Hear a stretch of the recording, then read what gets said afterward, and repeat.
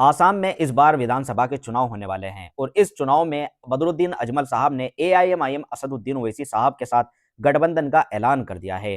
दोस्तों, पिछली बार बदरुद्दीन अजमल साहब कांग्रेस के साथ लड़े थे।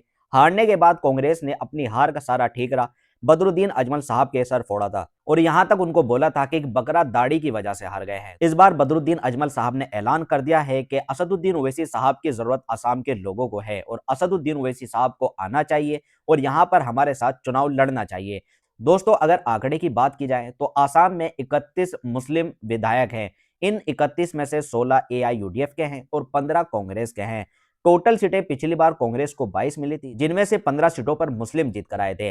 एक तरीके से पूरी तरह से जो वोटें कांग्रेस को मिली थी वो मुसलमानों की मिली थी। लेकिन बदरुद्दीन अजमल की जिस तरह से इन्होंने बेइज्जती करी थी, उस बेइज्जती का बदला इस बार एआईएमआईएम और एआईयूडीएफ मिलकर चुनाव लड़कर लेगी और अपनी सरकार वहां पर बनाकर दिखाएगी। बदरुद्दीन अजमल साहब इस मामले पर क्या बोले हैं, मैं आपको उनकी पूरी स्पीच सुना देता हूं, वीडियो देखें।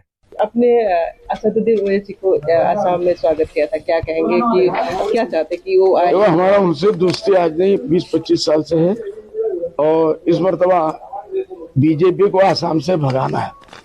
उसकी एक ही सूरत थी, दो सूरत थी। एक है कि हम लोग गठबंधन करें, जो कांग्रेस उसको वापस लाना चाहती है और कांग्रेस 100% बीजेपी का होकर काम कर रही है और हेमंत विश्व शर्मा का होकर काम कर रही है। तो हमने ये चाहता कि असदुद्दीन साहब के साथ हमारा अगर अलायंस हो जाता, 4-5 सीट वो ले लेते, 20-25 सीट हम लोग ले लेते, तो हमारा सीट कम से कम 15-20-25 तक पहुंच जाता। तो लोगों ने भी वेलकम किया। 1-2 दिन में पूरा आसाम में उछाल आ गया।